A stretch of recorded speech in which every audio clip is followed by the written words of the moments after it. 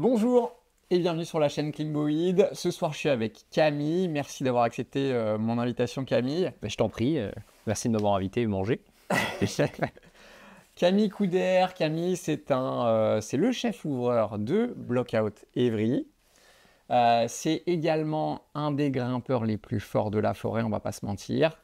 Désolé pour ton côté un peu humble. Palmarès, 9 à bloc en forêt. Voilà, un des répétiteurs de Soudain Seul, le départ assis de The Big Island, on en parlera pendant l'interview. J'ai regardé un peu ton profil sur Blow Info. Je crois que tu as plus de 1000 blocs dans le 7, 200 blocs dans le 8 à peu près. Ouais, ça doit être à peu près ça. À la grosse, et ça c'est que sur Blow Info. J'imagine qu'il y en a aussi autour. Est-ce que tu peux commencer par te présenter pour ceux qui ne te connaissent pas? Oui, alors du coup, moi je suis Camille Couder, j'ai 29 ans, je fais de l'escalade depuis que j'ai 18 ans, donc un peu plus de 10 ans maintenant. Je grimpe principalement à Fontainebleau, où j'habite d'ailleurs. Voilà, après tu l'as déjà dit, mais je suis ouvreur à côté de ça. Puis voilà, hein, je sais pas quoi dire de plus, on verra après dans l'interview. Non, c'est bien, ouais. Comment toi, tu as commencé l'escalade? Alors comment j'ai commencé? J'étais en première année de fac, en fac de maths physique. Donc tu as commencé un peu tard, tu avais déjà j'avais 18 ans quand j'ai commencé. Et c'est un pote, après en fait c'est en début d'année scolaire, on avait fait les entraînements de foot US, les premiers où en fait c'était que du training et tout, donc on faisait pas de foot US, en fait on faisait du gainage, des pompes, tout ça. Après, on était allé faire une soirée chez moi, puis le lendemain, un de ses potes m'a dit si tu veux, ce week-end, on va au bloc faire de l'escalade, si tu veux venir avec nous et tout. Du coup, j'y suis allé avec eux et j'ai tout de suite accroché. Et du coup, ma première année de fac, je me suis mis à faire de l'escalade 5 fois par semaine. Il n'y a plus trop à aller à la fac. D'accord, ok, je vois bien le genre. Et du coup, après, j'ai fait STAPS, il y avait plus de temps pour. J'avais plus de temps pour grimper. Mais du coup, voilà, c'est un pote qui m'a proposé après une soirée. Trop fort. Par hasard. T'es connu pour grimper avec un petit noyau de potes connus. Je pense à Lucien Martinez, à Nico Pellerson, à Charles Albert aussi. Ouais. Comment vous vous êtes connus? Comment on s'est connus? Alors, j'ai connu en premier Lucien.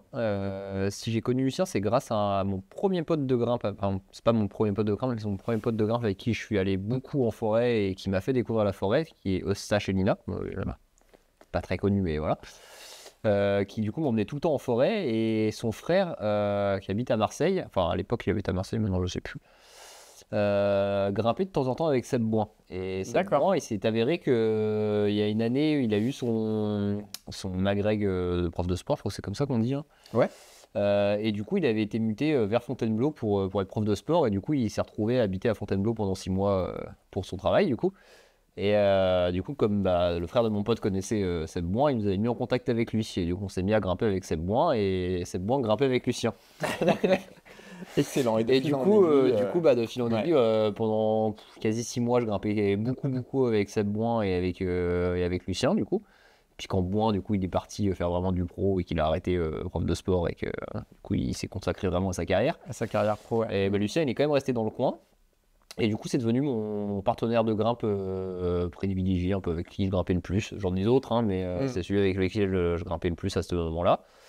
Et comme du coup, Lucien, il est très dans le milieu de l'escalade, notamment sur tout ce qui est journalisme, à s'informer sur tout ce qui se passe, à aller voir tout le monde et tout. Du coup, c'est un peu grâce à lui que du coup, on a rencontré Charles Albert, on lui a parlé, on a fini par grimper avec lui. Puis quand Nico Pellerson il est arrivé sur Fontainebleau, pareil, c'est Lucien qui allait voir le Nico, et du coup comme je grimpais avec Lucien, je me suis retrouvé à grimper avec Nico et avec Charles. Excellent. Et voilà. C'est Lucien qui a fédéré tout le groupe, quoi. Voilà, mais à la base c'est Eustache. Excellent. Voilà. Qu'est-ce que tu peux nous raconter comme souvenir un peu marquant que tu as eu avec cette bande de potes? Tu veux que je te raconte ma première rencontre avec Nico Pellerson? Ouais, vas-y, par exemple. Eh ben écoute, c'était...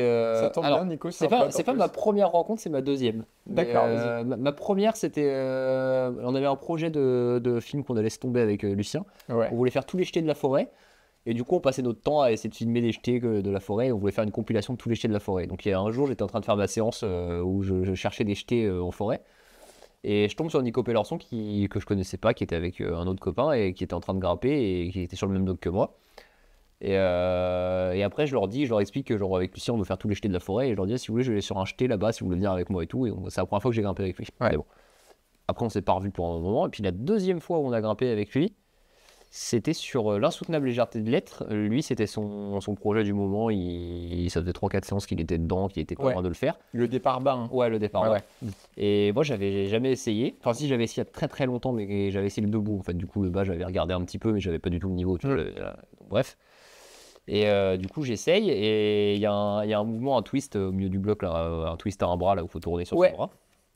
Et Nico, du coup, il disait qu'il n'arrivait pas le twist, que c'était un crocs pour lui. Du coup, il faisait une autre méthode qui, à l'époque, n'était pas connue, où il griffait des pieds pour ramener dans la prise et après prendre un ballon.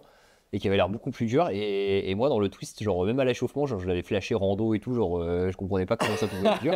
Pourquoi c'est dur? Voilà. Et du coup, genre, j'ai passé ma séance à faire un peu le kéké, à faire le twist en aller-retour dans tous les sens. En faisant des sur mon bicep, je l'ai fait avec mon sac lesté qui devait faire 12 kilos, tu vois, genre.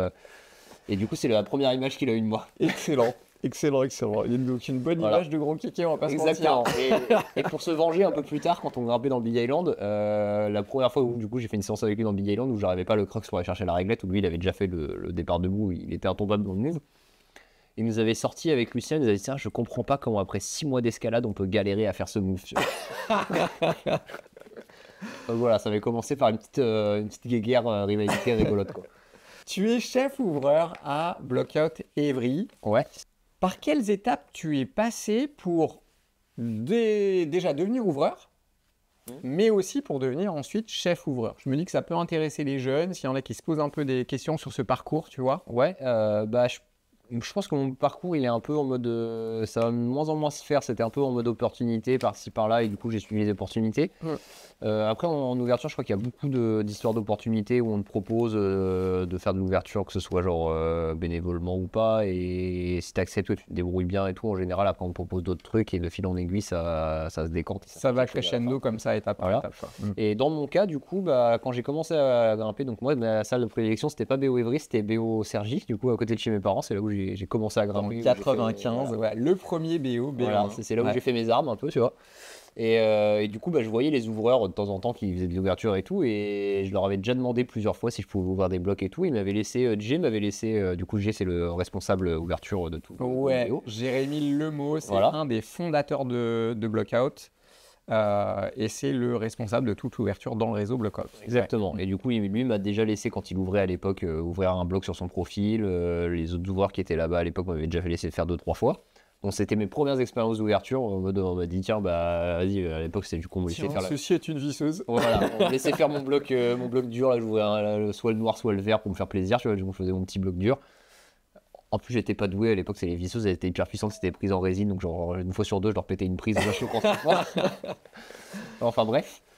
Et puis après ça, du coup, je suis allé à la fac à Nanterre en STAPS, puis à Orsay, et c'est un jour où du coup j'allais plus trop à BO1 parce que à BO Cergy, du coup, parce que j'étais plus du côté d'Orsay.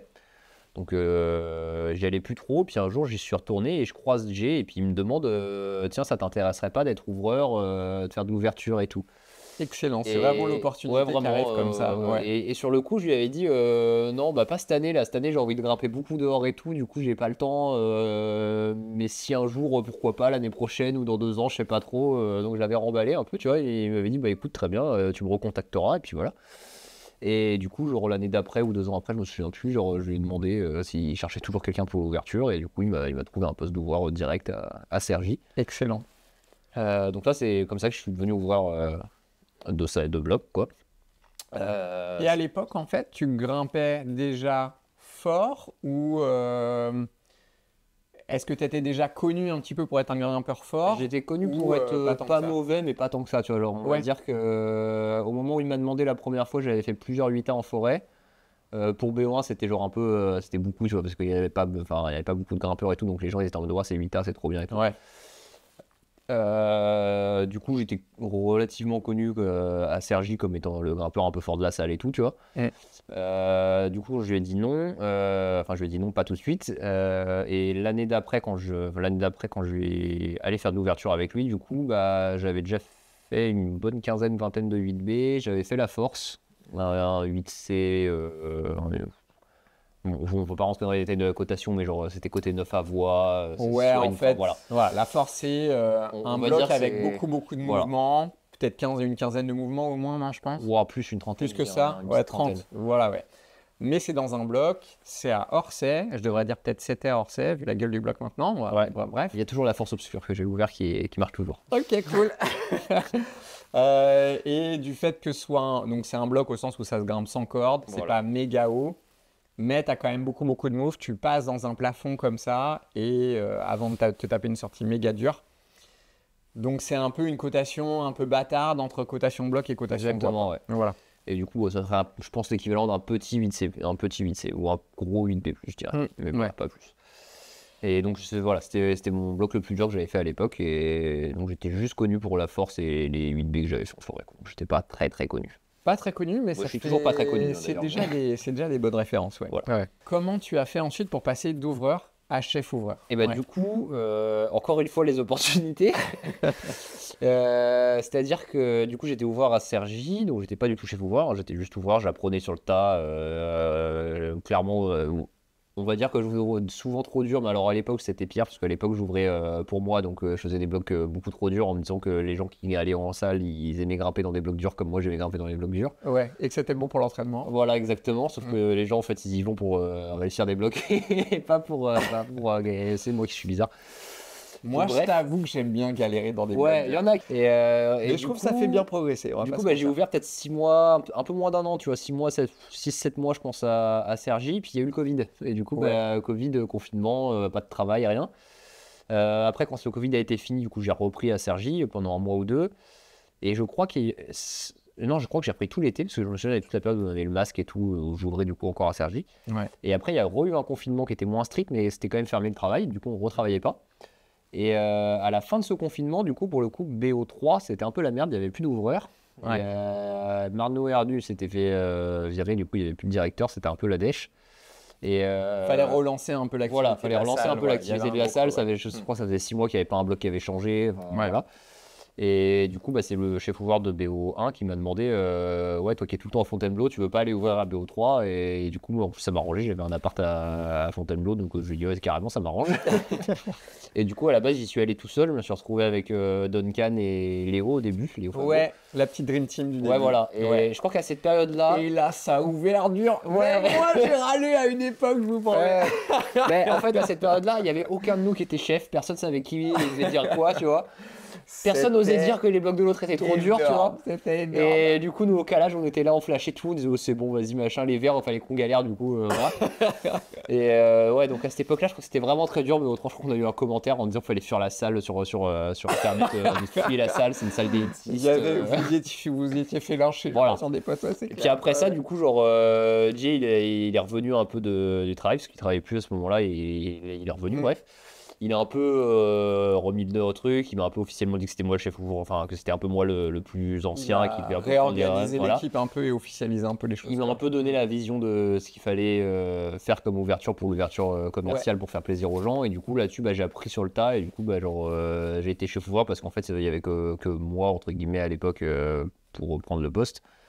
Et du coup, j'ai appris sur le tas à devenir chef ouvreur et à me préoccuper du coup de quelles contraintes il fallait avoir et quels étaient les enjeux pour les clients sur les ouvertures et pas... Pour que les clients restent à la salle. Voilà, pour que les clients restent, s'amusent, voilà. Et pas juste faire des blocs pour que les quelques bourrins qui ont envie de s'entraîner vraiment, ils puissent s'entraîner vraiment, quoi. Je trouve qu'il y a un très bon équilibre maintenant à BO. Oui, enfin, moi, j'adore les ouvertures et tout. Après, un petit message que je passe perso à ceux qui vont nous regarder. Je pense qu'il faut aussi arriver à se mettre à avoir un petit peu d'empathie pour les ouvreurs, à se mettre un petit peu à leur place. Il y a toujours ce facteur humain qui est quand même omniprésent, parce que c'est un bonhomme qui va visser, qui va penser à ça. Et je pense aussi que ce bonhomme, il y a des moments dans l'année, un peu comme nous tous, où on va être plus ou moins en forme. Et même moi, je le vois, tu vois, en ce moment, je suis en forme. J'ai l'impression qu'il y a plein de blocs qui sont faciles, tu vois, alors qu'en fait, ils sont durs. Et je pense que quand tu ouvres des blocs et que tu as des moments où tu es en méga forme, et il y a ce petit différentiel qui peut aussi jouer, en fait, et qui peut faire que tu vas ouvrir peut-être un peu plus dur que d'habitude, tu vois. Et à l'inverse, si pendant cette période, il y a un grimpeur qui est moins en forme que d'habitude, et ça fait un combo des deux. Et, bilan, il peut y avoir des petits combos des deux qui font que ça... Faut pas oublier que c'est genre qu'une perspective, que la cotation, c'est un peu un truc subjectif. Et du coup, le niveau en salle, c'est subjectif et c'est une tranche de niveau, en fait. C'est pas défini comme le 100 mètres, c'est 100 mètres. Ouais. C'est vrai que l'escalade, c'est un peu un sport où tu peux prendre des buts dans des niveaux bien en dessous de ce que tu as fait au max. Ouais, mais c'est pour ça que avec normal, le temps, les cotations, franchement, je pense qu'il faut arrêter de se prendre la tête avec les cotations. C'est plus un repère pour savoir ce que tu peux essayer ou pas, quoi. Et encore que, faut pas non plus se limiter à se dire que c'est au-dessus de mon niveau, je peux pas l'essayer. On va en parler sur le sujet projet. Pour tout vous dire, en fait, j'ai fait venir Camille pour parler de comment on bosse un projet à Fontainebleau. On va y venir dans l'interview, mais c'est pas tout de suite. Mais c'est une bonne transition. Je voulais parler des cotations, justement, mon poteau. Tu m'as prévenu qu'il y avait des tonnes de questions là-dessus. Les cotations, et il y en a plein à la fin. Ouais. Les gens sur Instagram, ils ont posé 15 000 questions sur les cotations. T'as une trop grosse réputation derrière toi. J'ai fait n'importe quoi. Alors, c'était quoi ma super question? Le grimpeur lambda, il râle quand il parle des cotations des blocs, aussi bien en salle qu'en extérieur. Qu'est-ce que t'en penses? Qu'est-ce que j'en pense? Oh, la question de merde, bon c'est... c'est un peu ce que je disais, c'est que j'ai l'impression que maintenant, de plus en plus que le sport est accessible au plus grand nombre, ce qui est une bonne chose, la plupart des gens, ils viennent d'autres sports ou d'autres trucs où ils ont eu l'habitude qu'on leur dise 25 mètres en natation, c'est 25 mètres, si tu sais nager, c'est 25 mètres en crawl, tu sauras le faire quoi qu'il arrive, si tu es en forme, il n'y a pas de raison. Ouais. Et des référentiels bien carrés, c'est des trucs carrés, mesurés, mesurables et qui dépendent pas de la vie de quelqu'un à un moment donné. Et voilà. Et donc du coup, il faut arriver à prendre ce petit recul avec l'escalade et se dire que en fait, la cotation, c'est genre une tranche de difficulté qui te dit qu'à peu près le bloc il va se situer dans cette difficulté-là. Et que normalement, je sais pas si c'est côté 7A et que tu as l'habitude de faire du 7A régulièrement, que tu peux y aller normalement dedans et que tu vas un peu galérer à le faire, mais que a priori tu devrais réussir à faire à peu près tous les mouvements et en tout cas avoir une chance de faire le bloc. Mais il peut arriver que malheureusement c'est hyper complexe, enfin pas malheureusement, heureusement c'est hyper complexe l'escalade. Moi j'aime bien le terme riche. Je trouve que c'est très riche. Hyper riche voilà. en fait, et que du coup, c'est pas parce que tu arrives à faire 100 7A différents qu'il n'y a pas un 7A dans un style en particulier où tu vas pas y arriver du tout et du coup tu vas prendre ton gros but et tu vas te dire mais j'ai pas réussi ce 7A ou même ce 6C qui est censé être plus facile que 7A, tu vois. Ouais. Et ce sera pas forcément parce que c'est mal coté, ça peut être parce que c'est un style qui te va pas du tout, parce que t'es pas en forme, parce que X ou Y raison. Ça peut être parce que c'est un peu côté sévère, mais parce que la personne qui l'a fait la première fois s'est dit c'était à peu près le ressenti qu'il a eu, il a pu se tromper. Et du coup, faut pas hésiter à la fois à prendre du recul, à se dire c'est pas grave si j'arrive pas à ça aujourd'hui, c'est qu'il y a quelque chose qui a fait que j'ai pas réussi, c'est pas forcément le bloc qui est pourri ou moi qui suis pourri ou je sais pas quoi. Et c'est pas forcément la fin du monde non plus, quoi. Aussi. Et puis aussi se dire que des fois, peut-être que la première personne qui l'a dit, il a dit que c'était 6C, que même s'il y a 2-3 personnes qui ont dit que c'était 6C, peut-être qu'en fait, finalement, ils se sont trompés, que, en tout cas, moi, ma perception, c'était 7A ou que c'était peut-être moins, et du coup, je peux aussi donner mon avis dessus. Et si tout le monde donne son avis dessus, à la fin, tu as une moyenne qui fait que tu as moins de chances de te retrouver dans un bloc où tu penses que c'est 6B et en fait, c'est 7B, quoi. Ouais, voilà. Exactement.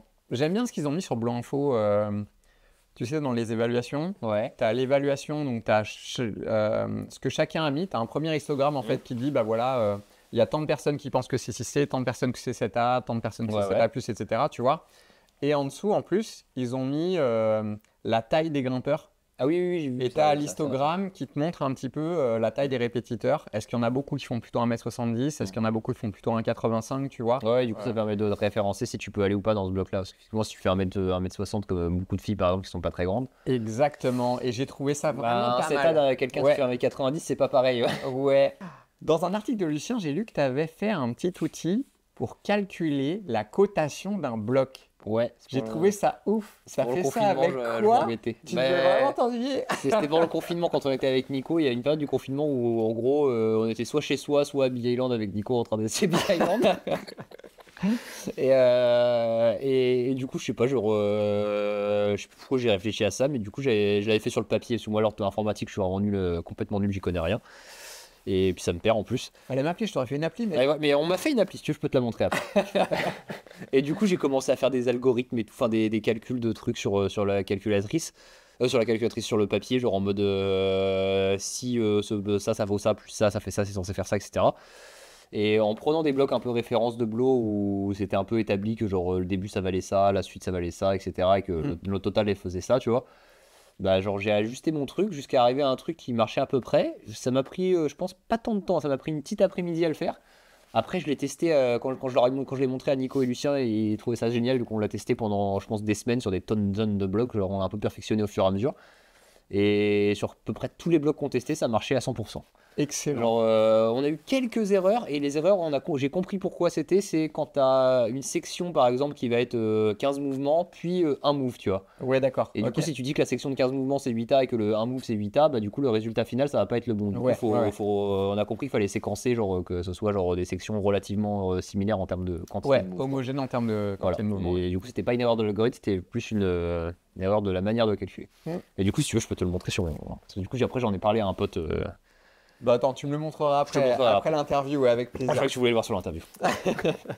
Il pourra peut-être faire une petite vidéo à part à l'occasion. Ouais, mais Je sais si pas, tu veux. ABO, tu vois, on se pose et tu le Une montres petite story, ça. tu le montreras, ouais. Ouais, et j'essaierai de trouver Mais en un gros, c'est système très pour simple, connecter c'est ton un- téléphone à mon ordi et capter Mais l'écran. j'ai même pas besoin, c'est un site internet, faut juste que je t'envoie l'URL. Ah, excellent, bah Ouais. écoute, on fera ça. Mais c'est une URL impossible à dire. J'enregistrerai Voilà. l'écran comme ça sera nickel.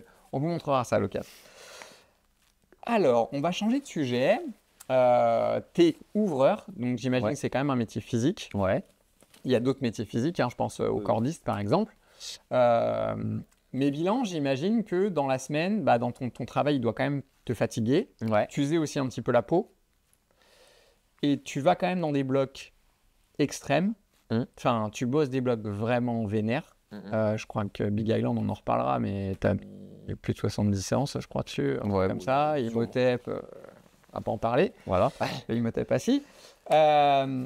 Et bilan, ma question, c'est en termes d'organisation, un peu d'emploi du temps, comment tu organises tes semaines pour, bien que tu ouvres et donc bien que tu passes des heures et des heures à grimper dans la journée, à être capable d'avoir des séances en forêt où tu es un peu frais et en tout cas assez frais pour bosser des blocs durs. Bah alors déjà, j'ai quand même pas mal d'accords grâce à BO qui me permettent de moduler mon temps en fonction de quand j'ai envie de grimper ou quoi.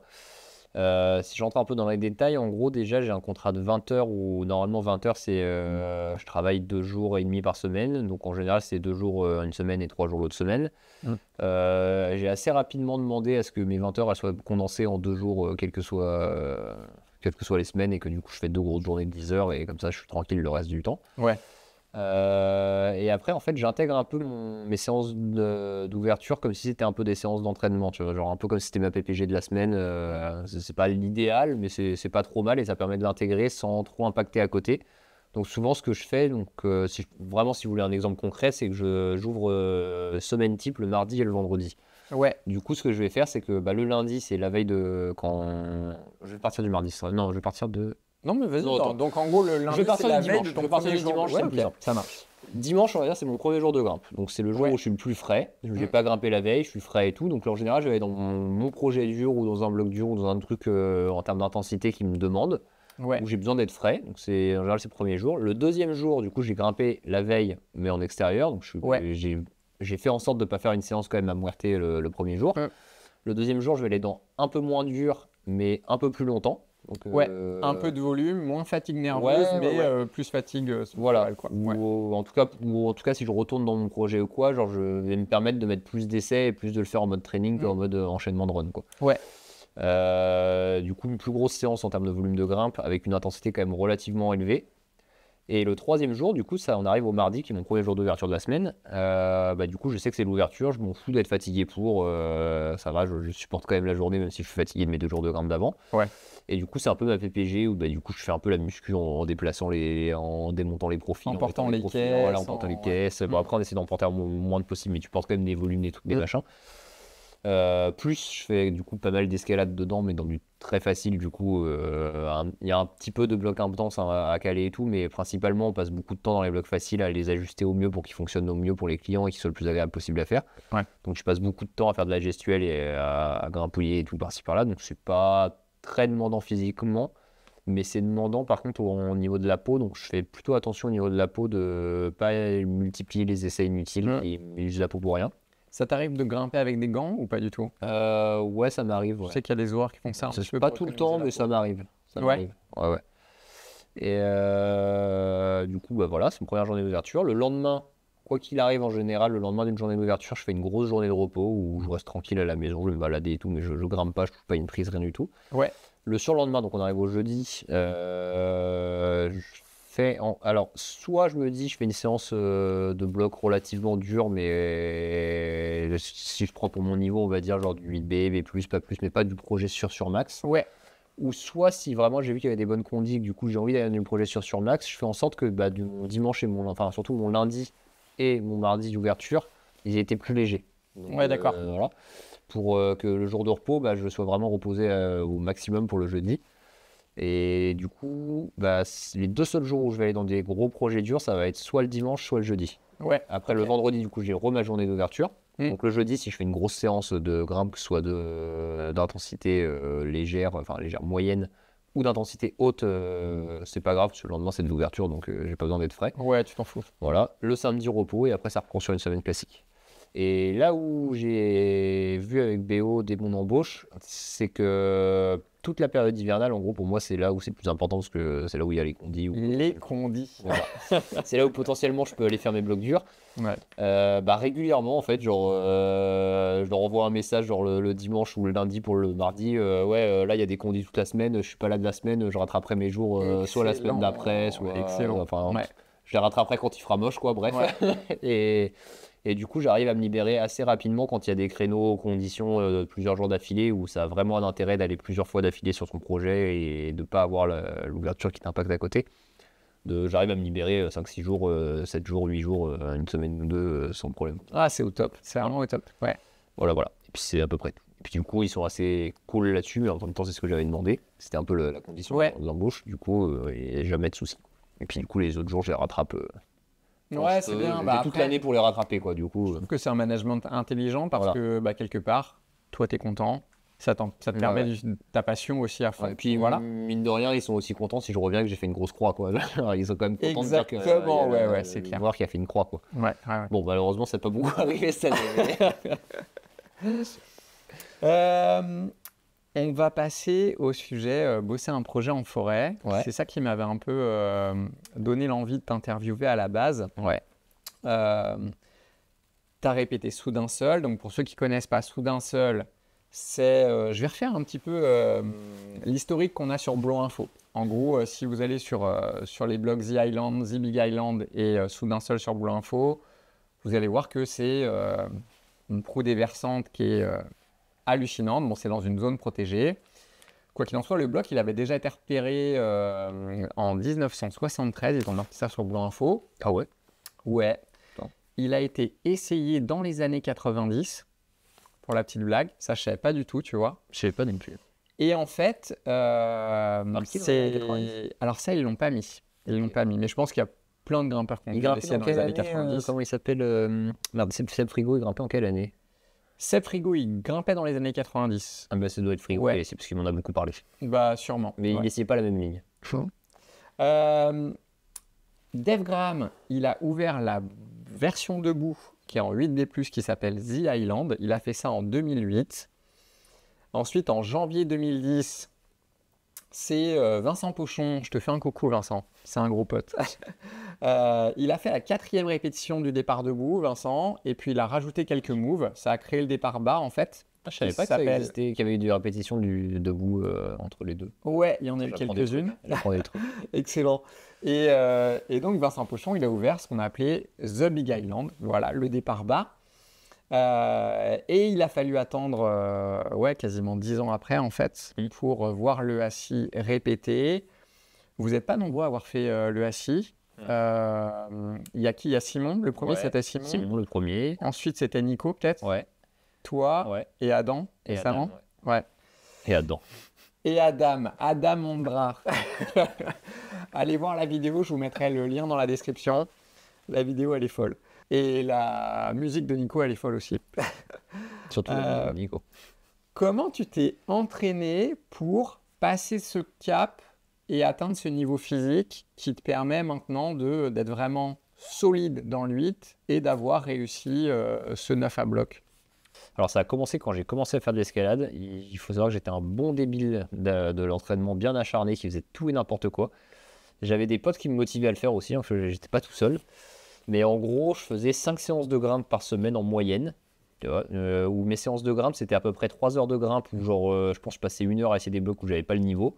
Après, une fois que j'arrivais plus à faire les moves dans les blocs où j'avais pas le niveau, non, je faisais genre, je faisais encore 1 heure ou deux de blocs où j'avais un peu plus le niveau jusqu'à plus réussir à faire de blocs. Ouais. Et après, j'allais faire 2-3 heures de muscu, genre en mode, je faisais des concours de traction à un bras, des concours de suspension à un bras, des suspensions, genre des tonnes de trucs, des développés couchés, de tout et n'importe quoi dans tous les sens. Je faisais des souplesses aussi. Mais vraiment dans tous les sens, ça avait aucun sens. Je pense que tu montres ça à un entraîneur un Franchement, peu, à mon avis. à Entrebloc, on a tous commencé comme ça. Ouais, non, mais vraiment. Moi, je me souviens, je finissais le taf. À 19h, j'étais à Entrebloc. 19h20, 21, genre 21h, j'arrêtais la grimpe. Et de 22 à 23h, j'étais sur la mezzanine à faire muscu, guliche, toutes les conneries possibles. Et puis en plus, on avait un pote avec qui on se tirait bien la bourse. On se faisait ça 6 fois par semaine, tu vois, on était bien. Et alors, par contre, pour la petite anecdote, c'est que du coup, les gens, ils m'ont vu faire ça à BO1. Ils m'ont vu, genre, en 2 mois passer de le mec, il a jamais grimpé et il faisait les verres dans la salle, qui était les niveaux le plus dur à l'époque, tu vois. Ouais. Donc il y en a plein qui ont commencé à vouloir faire comme moi. Et pour la petite anecdote, c'était pas une bonne idée parce que moi j'ai eu de la chance, je me suis pas blessé, je me suis jamais rien fait. Mais alors le nombre de gens qui ont voulu faire comme moi, qui se sont fait des tendus les au coudes, coude,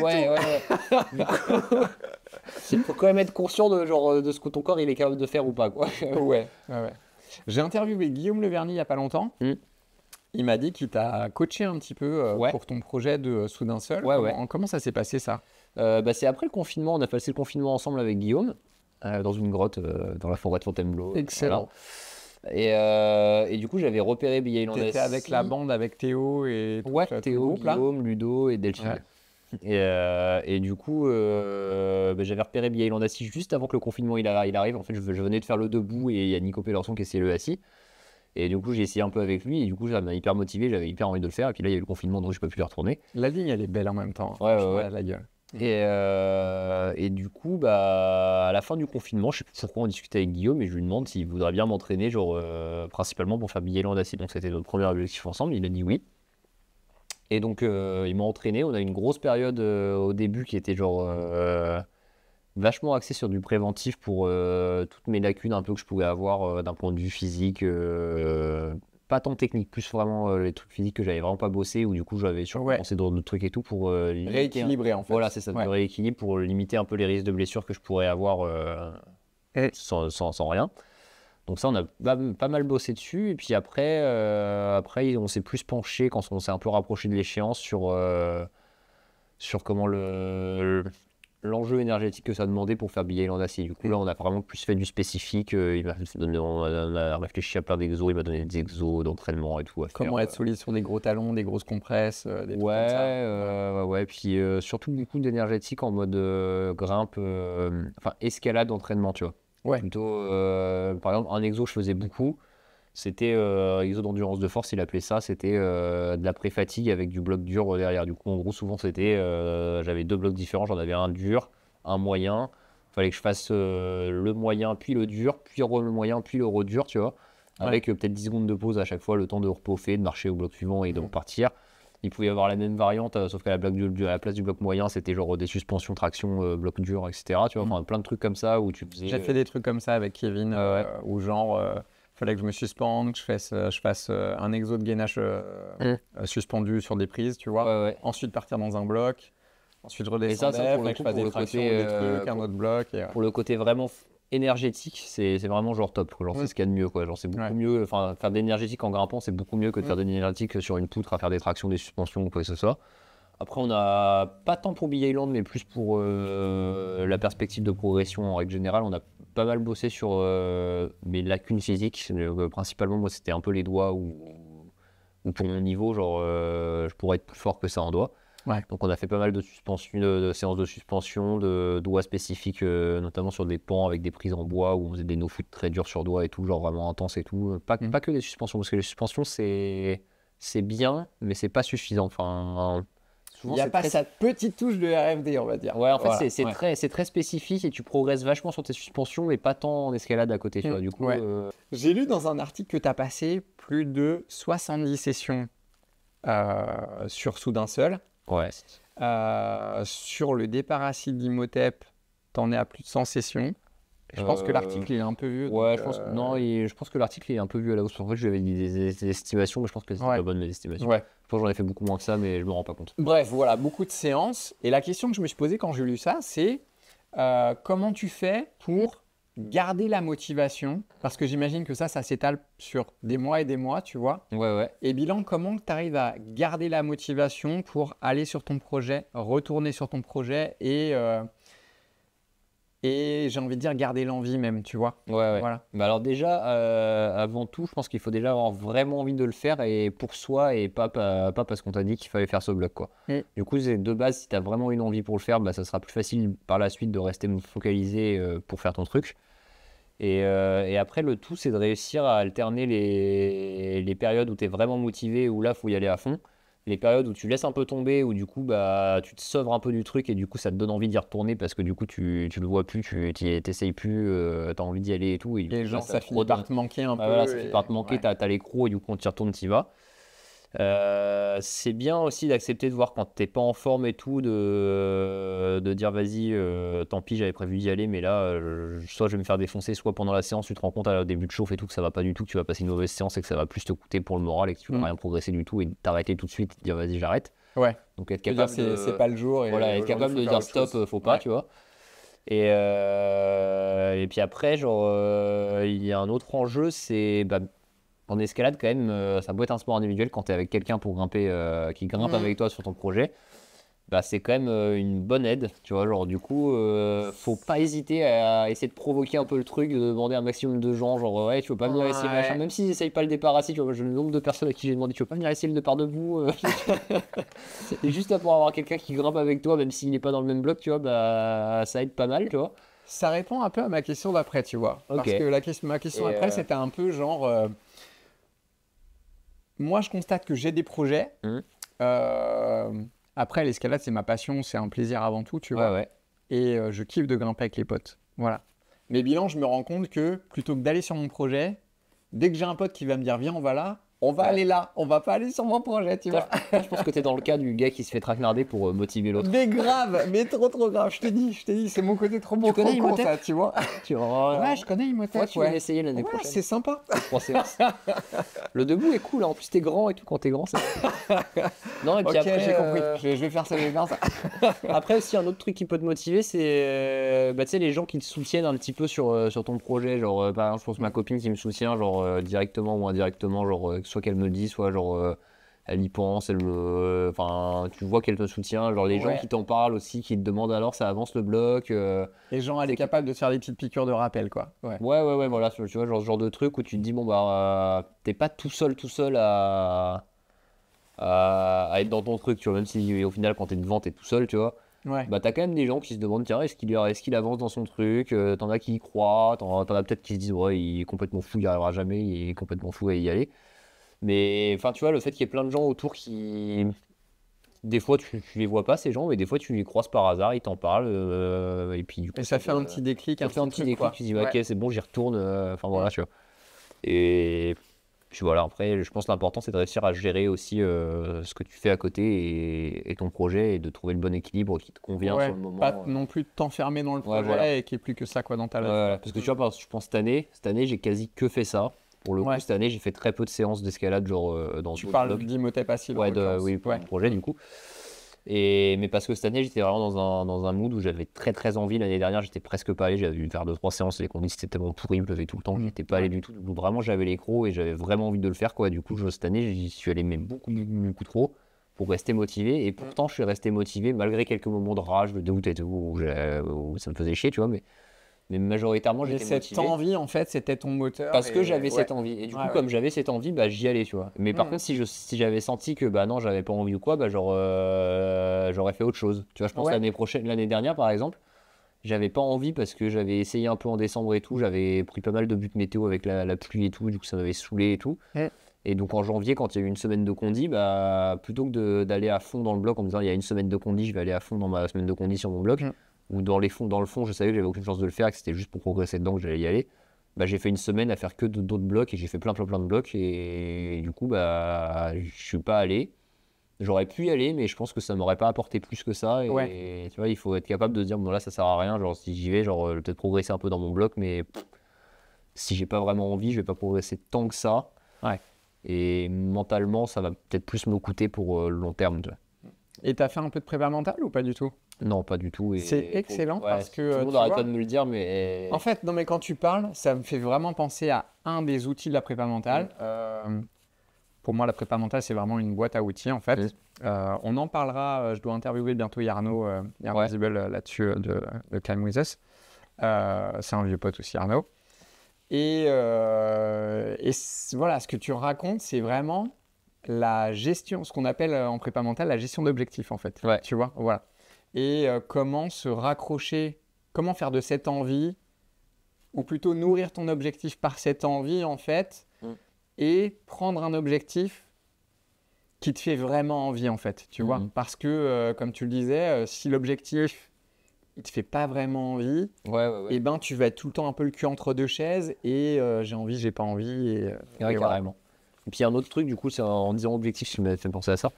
C'est hyper important, je pense que c'est presque l'un des trucs les plus importants, c'est de se créer des petits objectifs dans ton gros objectif. Ouais. Genre, je pense par exemple Imhotep Assis, si je prends un exemple.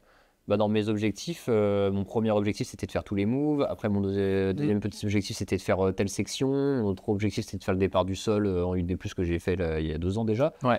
Après, j'avais un autre objectif cette année que j'ai pas fini malheureusement, mais c'était faire le départ allongé, où en gros c'est le départ assis moins les 2 premiers moves, où ça fait genre un gros 8C+. Tu vois, genre, enfin, après, il y a un autre objectif, c'est d'enchaîner les 2 premiers moves qui me posent problème individuellement chacun, et les enchaîner l'un plus l'autre d'affilée, tu vois, et du coup ça fait plein de petits trucs à cocher quand tu rentres chez toi le soir. Ouais. Ou même si Mais tu as tracé ta route en fait, et tu as ton chemin. Et déjà, ça te donne une ligne directrice à suivre, et en plus, ça te donne une satisfaction personnelle quand tu rentres le soir. Tu vois, tu rentres pas, genre, parce que c'est un projet sur. Tu rentres pas en te disant j'ai encore pris un but, quoi. Ouais, c'est ça. C'est parce que si tu prends le bilan, bah oui, effectivement, ça fait 2 ans que j'essaye. Du coup, ça fait 60, je sais pas, ça fait peut-être 70 séances que j'y vais, que j'y arrive pas. Du coup, si on prend juste comme ça, bah, ça pourrait être 70 séances d'échec, échec. Parce que du coup, bah, si tu mets des petits objectifs dedans. Bah, même si la finalité c'est pas fini, bah t'as quand même réussite là, réussite. Ouais. Et c'est plein de petites réussites qui te gardent une motivation et l'envie d'y retourner et pour avoir une autre réussite et ainsi de suite. Et à force, bah ça fait que t'arrives l'ensemble, quoi. Pour aller bosser des projets durs comme ça, quelqu'un qui va qu'une fois en forêt toutes les semaines ou une fois toutes les 2 semaines, ça a du sens ou c'est un peu surréaliste et il faut quand même être capable d'y aller 2-3 fois dans la semaine pour vraiment avancer dans un projet vraiment plus dur, vraiment à ta limite, quoi, en termes de niveau. Ouais, bah alors pour moi, là où ça n'a pas trop de sens, c'est que si tu vas très rarement en forêt, bah tu passes à côté de beaucoup de choses à te mettre dans un seul truc. Tu vois. Et pour le coup, quand je suis allé en forêt, j'ai toujours fait des projets genre au-dessus de mon niveau, je mettais plusieurs séances pour les faire et tout. Mais à côté de ça, j'ai toujours fait genre des petites croix comme ça. Ouais, j'ai toujours alterné entre séance projet, séance volume et séance projet, tu vois. Et idéalement, bon alors quand c'est comme pour Soudain Seul ou Imhotep Assis, où genre pour le coup vraiment j'essaie de pousser mon niveau au max et pas genre juste dans mon niveau de force, enfin, mon niveau de base, qu'on va dire. Voilà. Bah, c'est plus compliqué d'en avoir plusieurs en même temps. Mais je sais que par exemple, quand j'ai essayé mes premiers 8B, bah, j'avais largement le niveau de faire 8B. Il fallait juste que j'arrive à débloquer les clés qui fait que j'arrive à faire 8B. Et du coup, j'avais plusieurs projets en 8B et j'alternais un peu entre chaque. Et tu picorais comme ça. Voilà, je faisais un coup celui-là, j'ai retourné une deuxième fois, puis après j'allais sur un autre et ainsi de suite. Et du coup, bah, à chaque fois, je progressais un peu dans chaque. Et je sais que l'année où j'ai fait ça, j'ai fait une quinzaine de 8B alors que j'en avais fait aucun dans ma vie avant. Tu vois. Ouais, excellent. Et à côté de ça, bah, j'alternais. Genre, soit sur une même séance, bah, je faisais 2 heures dans mon projet. Puis après, j'allais chasser plein de trucs plus faciles. Soit bah, la séance du lendemain, du coup, j'allais faire plein de blocs faciles par rapport au niveau que j'essaye. Et du coup, ça fait que je gardais une gestuelle et un volume de grimpe assez important et une motivation assez importante parce que du coup, je grimpais, je voyais plein de trucs, je faisais plein de trucs. Et ça me permet de continuer. Et t'étais pas enfermé dans seulement un bloc. Et puis même là, actuellement où j'ai dit que genre cette année j'ai essayé quasi que Imhotep, je faisais quand même des séances rendues beaucoup moins dures. Tu vois, je faisais des séances où j'allais faire des 8A, des 7C, quelques 8B de temps en temps, mais j'essayais vraiment pas du très dur, mais j'allais faire d'autres blocs un petit peu quand même à côté. Tu vois. Qu'est-ce que tu pourrais conseiller à quelqu'un qui fait tous les moves dans un bloc, mais qui n'arrive pas à enchaîner le bloc? Et ben alors déjà, il y a plusieurs points. Ça dépend où est-ce qu'il en est dans son escalade, mais déjà, c'est la gestion de ton effort. Donc, comment tu grimpes. Si par exemple, tu grimpes tout en apnée, bah, tu n'y arriveras pas trop. Ouais.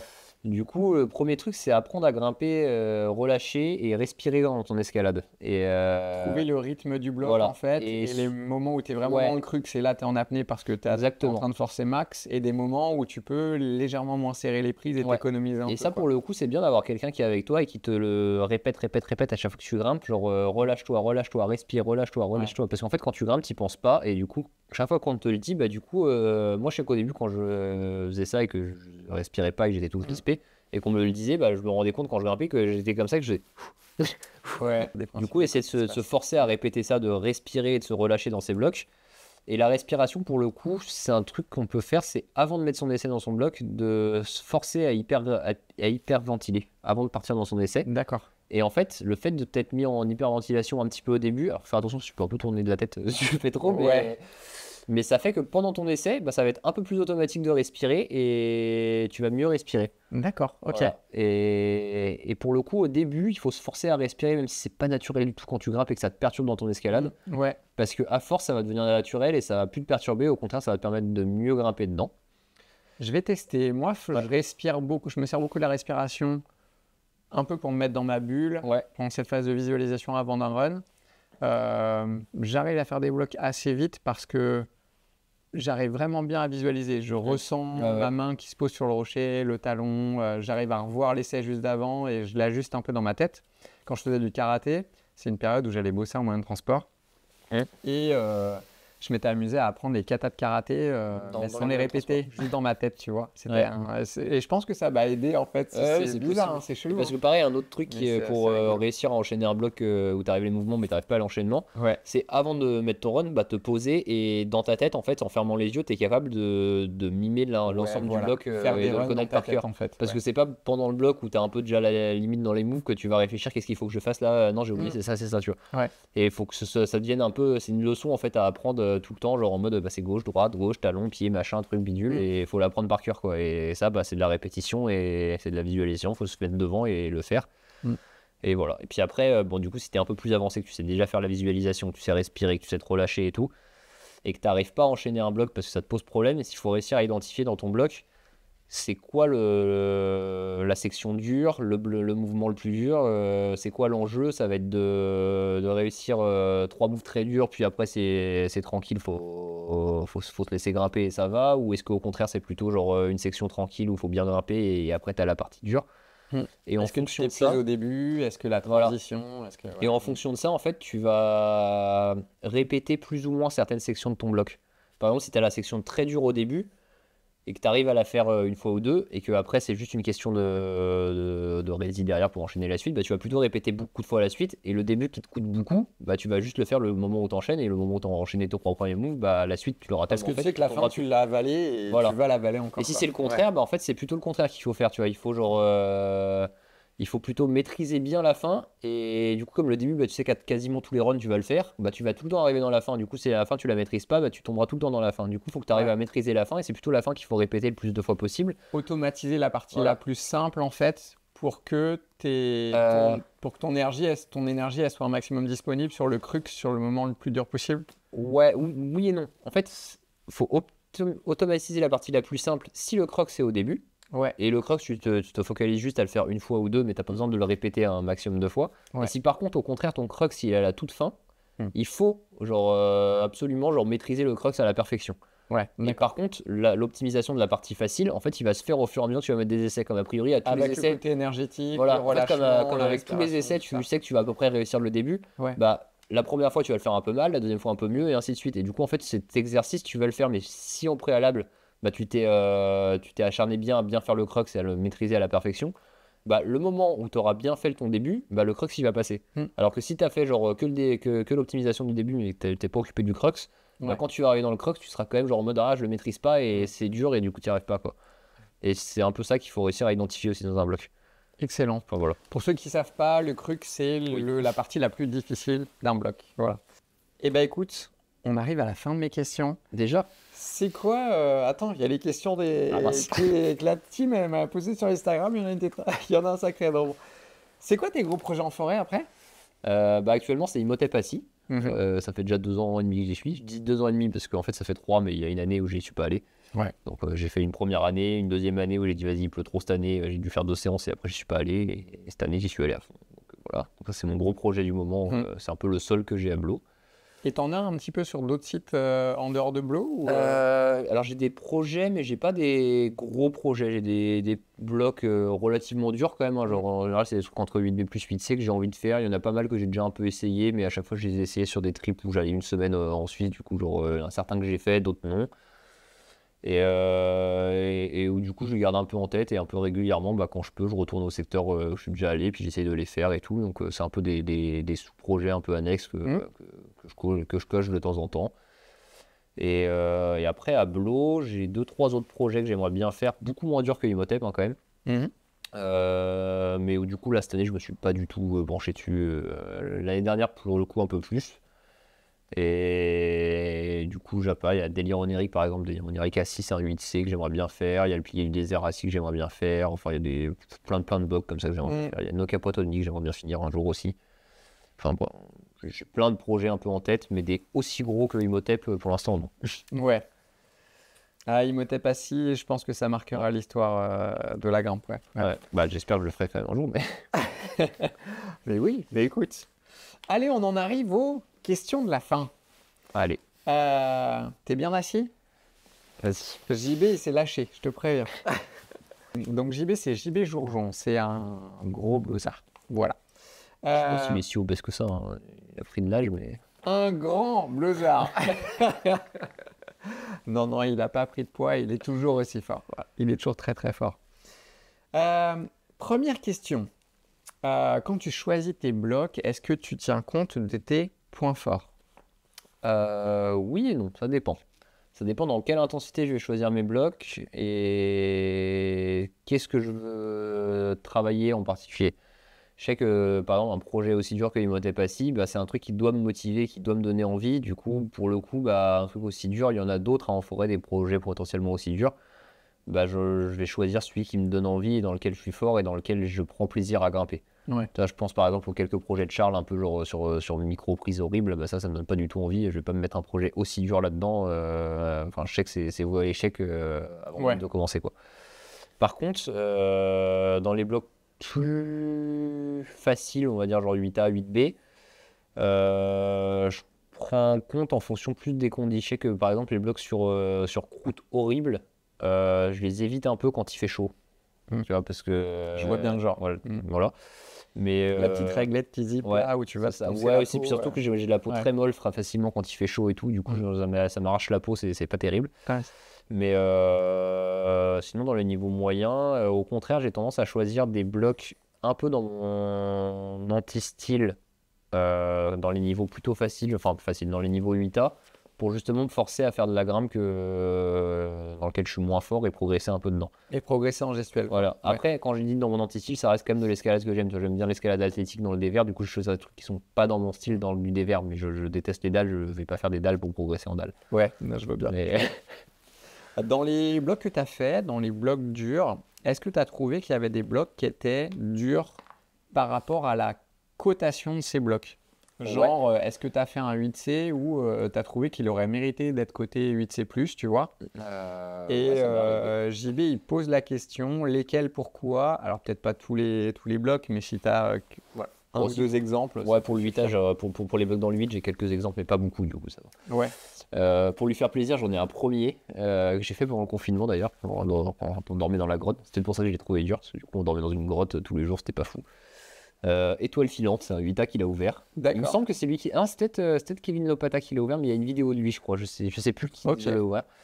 Mais bref, du coup, étoile filante, c'est un 8A dans un style qui pourtant est plutôt bien dans mon style. Hein. C'est genre, t'as une inverse plate, une inverse là, tu fais une presse plate et tu relances en presse très physique, tu vois. Ouais. Ça, je l'avais trouvé dur pour le 8A.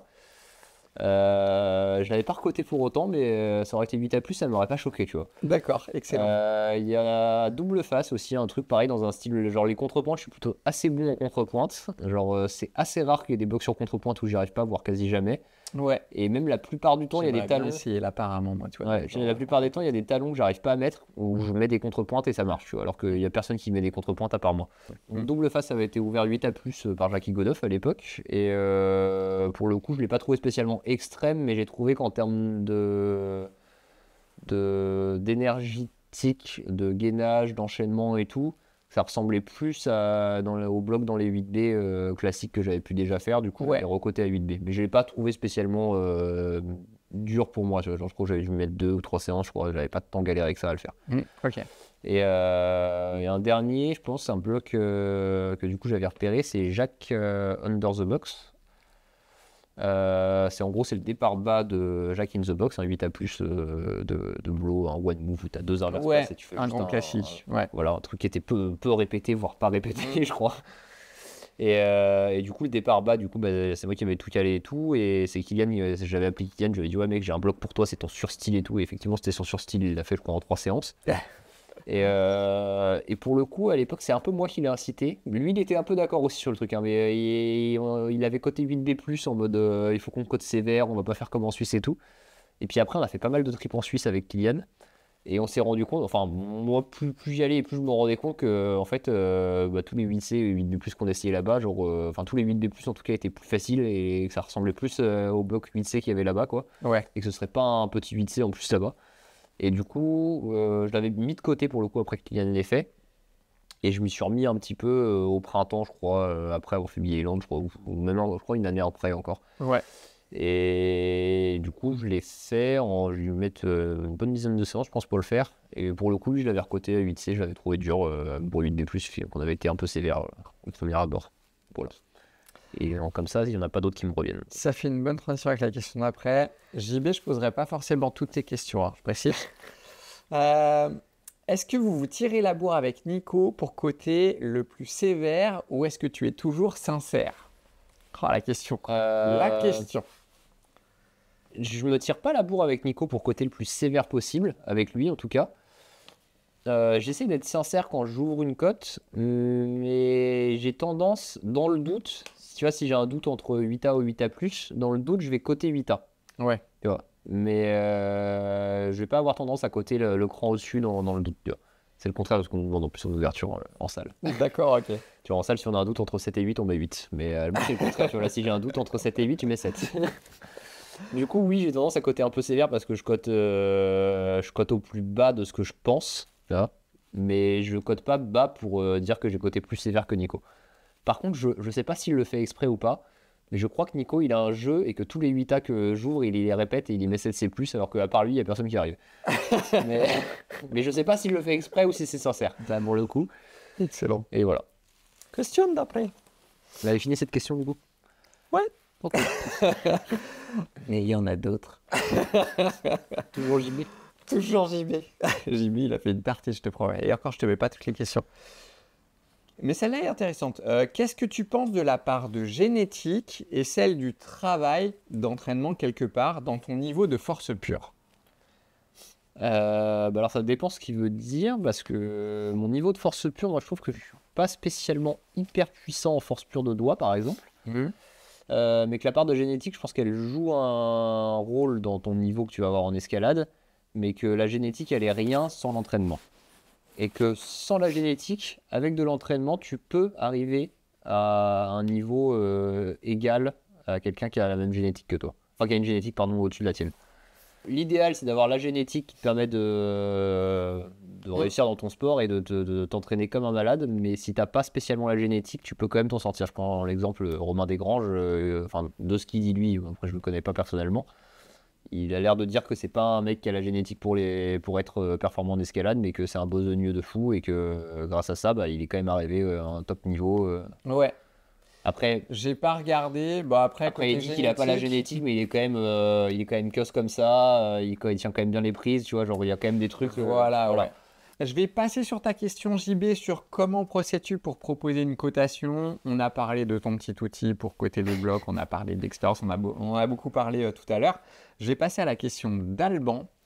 Le poteau, après Imhotep, c'est quoi la suite? T'as déjà une idée de la suite ou pas encore? J'ai pas d'idée de gros projets aussi durs ou plus durs que Imhotep que je voudrais faire. Il y a un truc qui me tient dans la tête depuis un petit moment, c'est j'aimerais beaucoup aller aux US pour faire Sleepwalker. Genre, depuis que le debout il existe, je le trouve hyper stylé le bloc. Maintenant qu'il y a un départ assis en 9A, ça me donne encore plus envie.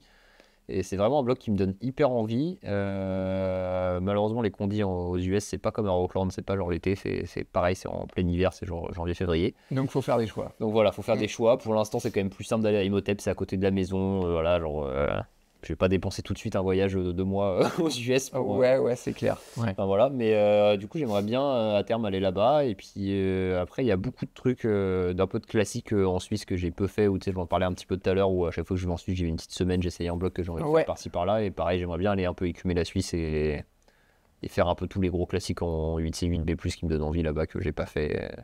Et potentiellement trouver d'autres blocs plus durs à faire là-bas. Mais... Et ouais, sympa. Voilà. Je passe à la question de Léo Pasek. Quelle est pour toi une semaine type?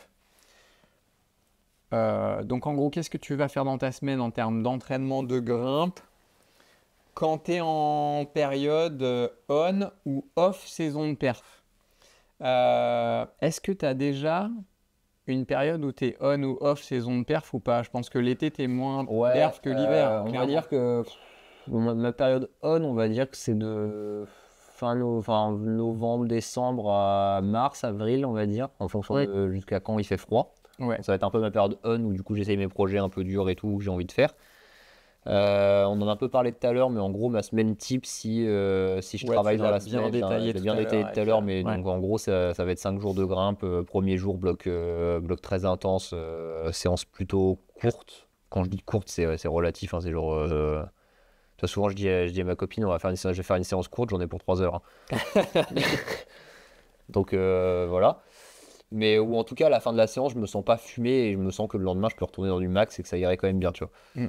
Le lendemain du coup je vais retourner dans des trucs intenses, un petit peu moins quand même, souvent, mais plus longtemps. Du coup là pour le coup ça va plutôt une séance on va dire à muerte si on peut dire. Ouais. Où genre je sors de la séance, je suis bien rincé et du coup le jour 3 j'ai ouverture. Ouais. Et après du coup repos, séance intense et re-ouverture et repos et ça recommence comme ça. Donc ça va être un peu la journée type.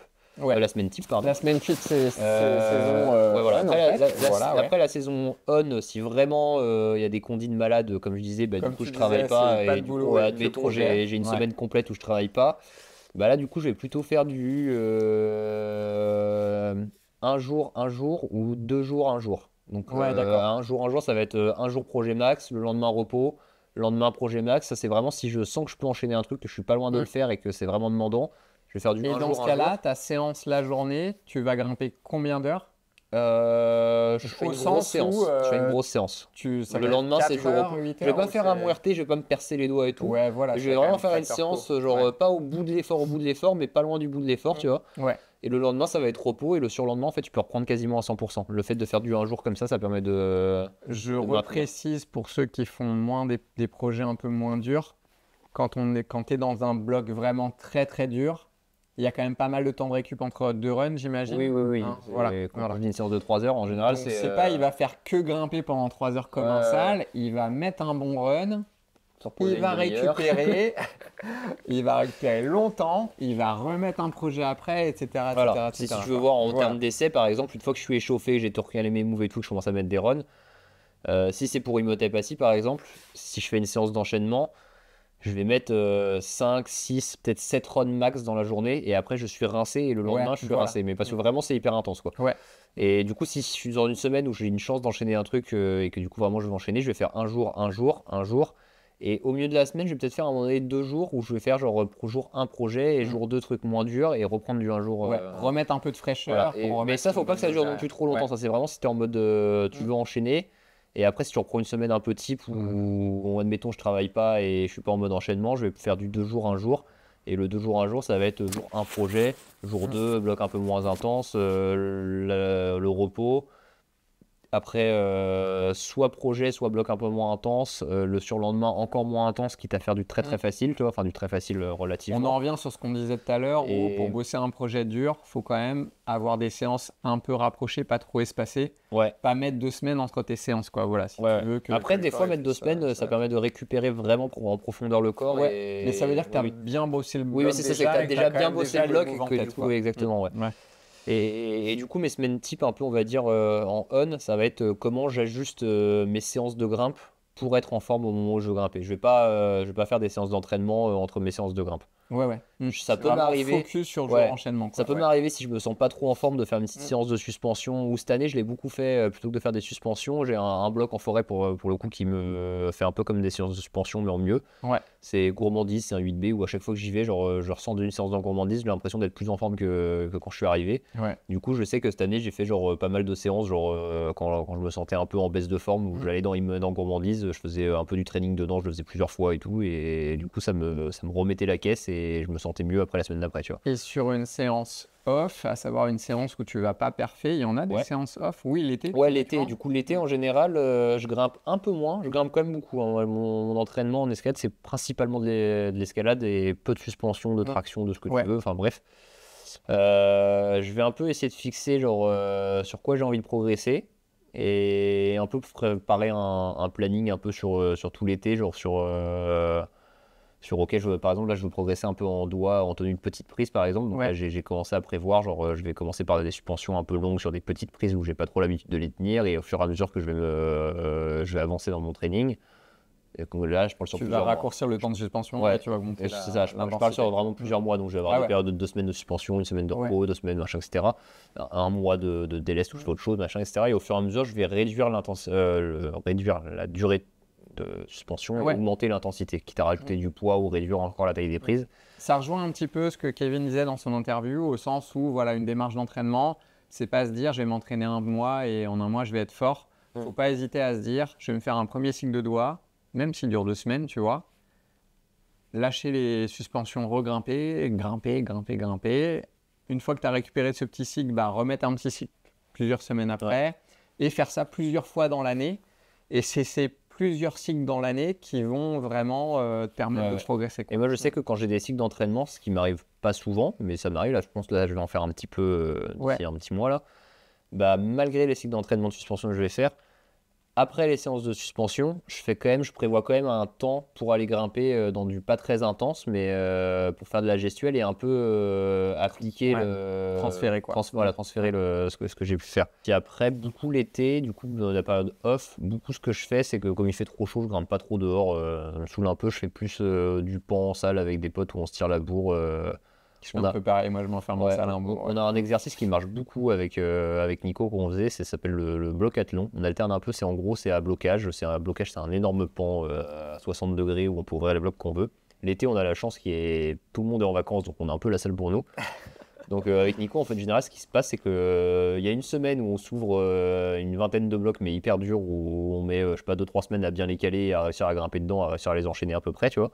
Où je pense que les blocs, ça doit être... Tu essaies de les enchaîner avec pas beaucoup de temps. Et en fait, c'est des blocs, je pense, qui sont compris entre 8A et 8B, tu vois, genre même plus des fois. Et on se fait un blocathlon où, en gros, on sélectionne 6 blocs chacun. Donc, chacun choisit les blocs qui lui plaisent. Ouais. Et on met un run à tour de rôle et notre temps au repos, c'est pendant que l'autre il met son run. Et du coup, le but, c'est de faire plus de blocs que l'autre. C'est 1 minute max quand même. Ouais, voilà, c'est ça. Et du coup, ça maintient une grosse intensité avec un gros volume et ça nous fait pas mal progresser. Après, on fait des séances plus autres, hein, mais ça, c'est un des trucs qu'on fait beaucoup. J'avais fait des cycles de volume comme ça avec Kevin Hart et ça avait vraiment bien marché. Ouais. Genre des séances où je vais grimper 3 fois le même bloc. Je choisis 6 blocs, tu vois. Je prends le premier bloc, je le grimpe 3 fois. Ouais. Alors en plus, le premier run, tu bloques 3 secondes à chaque move, tu vois. Voilà. Et après, tu le regrimpes 2 fois vite. Ouais. 2 minutes de récup, tu fais la même chose dans le deuxième. 2 minutes de récup, tu fais la même chose dans le troisième. Tu fais ça dans tes 6 blocs. 10 minutes de récup, tu refais une série comme ça. 10 minutes de récup. Après, tu te fais un fractionné de blocs où là, tu prends 4 blocs moyens, 4 blocs très faciles. Tu fais les 4 blocs moyens, ensuite les 4 blocs faciles, les 4 blocs moyens, les 4 blocs faciles, plusieurs fois, mais sans temps d'arrêt.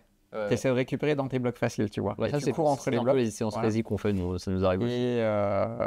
Et effectivement, ça donne la caisse. Je me souviens, après, j'étais allé en forêt, il y avait des 7A. J'avais l'impression que je pouvais faire des essais mitraillettes, tu vois.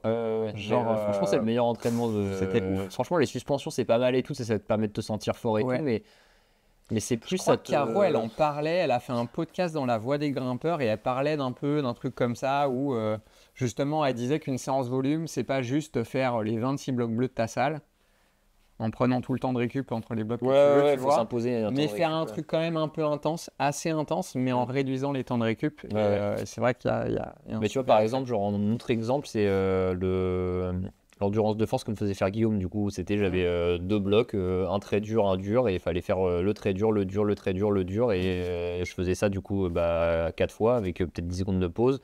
Je m'en posais 10 minutes, je crois, et je devais le faire 6 fois, tu vois. Et au bout de 6 fois, souvent je finissais pas la 6e séance. Je vois bien le genre. Question de Boroka 3. Est-ce que tu te questionnes sur l'ambiance générale de la course à la croix, la performance absolue? Alors moi je sais que quand j'essaye un bloc très dur, ce qui me motive c'est qu'il est trop dur pour moi au début.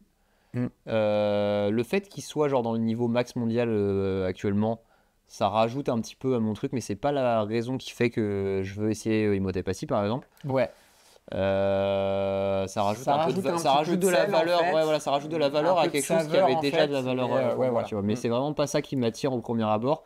Vraiment, ce qui m'attire, c'est de me retrouver face à un truc où genre je me dis, ok, c'est un style de grimpe qui me plaît, genre je prends plaisir à faire les mouvements, c'est vraiment hyper dur dans l'intensité pour moi, et j'ai l'impression que là, tel quel, genre j'ai aucune chance de le faire et qu'il va falloir vraiment que je me sorte les doigts et que j'y aille pour le faire, quoi. Et c'est plus cette envie-là, et du coup, je me questionne pas trop de savoir si genre je vais être le premier à faire 9A+, ou qui sera le premier à faire tant de 8 de 9A, ou j'en sais rien. L'idée, c'est juste le chemin que tu arpentes en fait, et voilà, et qu'est-ce qui te fait progresser, qui fait ta grimpe et même garder l'envie, quoi. Mais après, pour le coup, pour moi, c'est hyper important que ce soit genre challengeant et plus dur que ton niveau actuel en fait, et qui est vraiment un projet, juste, quoi. Juste regarder un bloc comme dire il est trop beau le bloc, genre je sais pas, c'est un highball, il est magique, il est tout, genre j'ai envie de le faire parce qu'il est beau. Ça, pas trop, tu vois. Genre, si la ligne elle est cool et tout, tant mieux, mais genre, c'est plus la recherche de la difficulté qui m'intéresse que la recherche de la belle ligne, tu vois. Ouais, d'accord. Surtout que j'aime pas les highballs parce que j'ai peur. Question de grimpeur moyen. Elles sont rigolotes ces questions. Alors, la première, elle est plutôt pratique, mais je ne sais pas si tu pourras répondre. Est-ce que tu penses que ça serait possible d'ajouter les vraies cotations des blocs, genre cotation de fonte, quoi, tu vois, 5A, 5B, 6A, 6B, à côté des B1, B2, B3, B4 dans les blockouts? Ça dépend pas de moi. Il me semble demander à Jérém. Il me semble que sur l'échelle de cotation, avant, il y avait les couleurs et il y avait il y avait marqué genre à quoi ça correspondait à peu près. Et je sais pas pourquoi ils ont voulu l'enlever pour que les gens se prennent moins la tête avec les cotations. Mais les gens ils se prennent toujours la tête avec les gens les se prennent cotations. toujours autant la tête avec les cotations. Si ça tenait qu'à moi, je le mettrais pas directement sur les blocs, mais je remettrais l'échelle comme c'était avant avec marqué j'en sais rien, par exemple B6 c'est l'équivalent de 5A par exemple, j'en sais rien. Pas spécialement pour dire que B6 c'est 5A, mais plus pour un peu éduquer les gens sur ce que c'est que l'échelle de cotation. Parce que du coup, le fait de la supprimer de la salle, du coup, les gens ils savent plus ce que c'est quoi l'échelle de cotation. Et puis j'ai l'impression que les gens ils ont peur. Tu vois, moi je vois très bien que un grimpeur qui fait du B9, B10, il peut déjà aller bosser des sets à bloc en forêt, tu vois. Il y en a qui sont envisageables carrément. Mais les gens ils vont pas forcément penser à ça, tu vois. Ils vont peut-être se dire, faut que je fasse B11, B12, tu vois, pour être capable de faire mes premiers 7A. Et je pense que dans les autres salles, avec les rouges et les noirs, c'est un peu pareil, tu vois. Ils n'ont pas conscience que si tu arrives à faire des rouges durs, tu peux déjà aller bosser quelques 6 et 7A en forêt. En fait, le truc, c'est qu'en salle, le niveau, pour un bloc de même niveau, donc on va dire, je sais pas, admettons qu'un B10 soit 7A, admettons. Genre pour un B10 en salle, souvent il va être beaucoup plus physique que le 7A que tu vas trouver dehors. Oui, c'est vrai. Mais par contre, il va être beaucoup moins exigeant, que ce soit genre sur les pieds, sur les mains, sur ce que tu veux, que le 7A que tu vas trouver dehors. Et du coup, en fonction de. Le transfert est pas évident. Le transfert est pas évident à faire, mais souvent il se fait bien. Souvent, quand tu vas dehors et que tu finis par y aller, en fait, tu apprends comment ça marche dehors. Et du coup, ton transfert se fait très bien et tu arrives finalement à faire du 7A alors que tu pensais pas avoir le niveau de faire 7A. Mais du coup, pour revenir à sa question, non, on ne pourra pas mettre les cotations à côté des chiffres. Peut-être qu'un jour, l'échelle, elle reviendra à côté, mais Mais c'est pas prévu pour l'instant. Mais ça dépend pas de moi. Si c'était moi, je la remettrais, mais ça dépend pas de moi.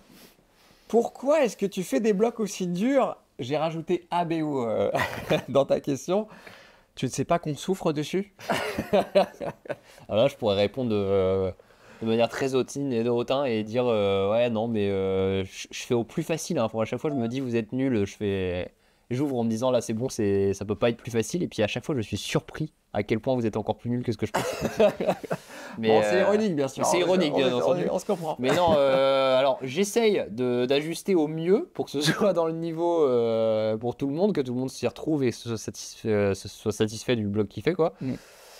J'ai tendance à essayer de baisser au plus de jour en jour le niveau pour que vraiment tout le monde soit heureux de faire les choses. C'est difficile, mais c'est vraiment pas facile et même si c'était un peu ironique, bah souvent genre en voyant les gens grimper dedans, je me dis ah en fait c'est plus dur que ce que je pensais et si je l'avais su dès le début que c'était plus dur que ce que je le pensais, bah je l'aurais pas mis aussi dur. Mais après, c'est grâce à ces blocs durs dans lesquels vous souffrez que vous allez faire des... progresse. Qu'on progresse et que quand tu auras dans d'autres salles, tu te diras putain, t'as vu comment je suis fort par rapport à ta salle. Exactement. Ouais. Question de BO Evry. Je me suis demandé si c'était pas Nito qui avait posé la question, mais j'aime beaucoup cette question parce que je trouve que ça te ressemble. Comment Camille peut-il être aussi fort et humble? Peut-être parce que je suis pas fort. Ah, peut-être. Ouais. Comme je suis pas fort, bah je peux pas être humble. Tu ne peux qu'être humble parce que bah tu voilà, es pas fort en fait. Voilà, tu vois, genre, parce que je sais qu'il y a plein de gens beaucoup plus forts que moi, du coup. Ouais. Bah, moi je trouve que tu es quand même vraiment très fort. Mais bon, ça n'est que mon point de vue. Allez, la dernière question de Mini Pouce des Forêts. Quand est-ce que tu arrêtes de décoter nos projets? Question ironique, bien sûr. Ouais, j'ai rien décoté, je crois, au projet de Mini Pouce en plus. Je crois que t'as rien décoté, c'est plutôt Nico qui décote, non? Peut-être. Je vends la mèche et me faire pourrir par Nico après. Ouais, mais non, mais je sais pas quand elle fera des blocs dans la côte. Bonne réponse. Voilà. Bonne réponse. Quand tu feras des 8A qui sont 8A, je les décoterai pas. En vrai, je sais même pas de quel 8A t'as fait du coup. Elle les coche sur Blue Info, il y a son profil. J'irai voir. Je vous mettrai dans la description le profil Blue Info. Je peux mettre ton profil Blue Info en description? Oui, tu peux. Ouais. Je mettrai ça. Je mettrai peut-être aussi le lien vers l'article que Lucien il avait fait. Il avait fait un joli article sur toi dans Grimper Mag en ligne. C'était chouette. Merci beaucoup pour ce petit moment, Camille. Franchement, c'était cool. Et puis, je pense qu'on a répondu à des questions que pas mal de grimpeurs peuvent se poser. Donc, je suis content du truc. C'est chouette. Ouais. Et puis, qu'est-ce que je peux te souhaiter? Un petit Imhotep assis, un de ces quatre. Ouais, bah, bien. Prochain hiver, là. Ouais. En force. Voilà. Ou s'il se met à... Les seins de glace, peut-être au mois de mai. Ouais, mais même si ça arrive au mois de mai, j'y crois pas trop. Je pense que ça sera trop tard. Là, la température est déjà bien montée. Ouais. Je te souhaite que du bon pour la suite. Bah, merci. De toute façon, on va se revoir. Oui, on fera une petite vidéo sur son truc de cotation des blocs. On essaiera de se faire ça à BO. Alors. Et puis, à tout bientôt en salle. Merci d'avoir regardé cette vidéo. Comme d'habitude, si vous avez aimé, n'hésitez pas à liker, à commenter, à partager. Ciao tout le monde. Bonne grimpe et bon entraînement.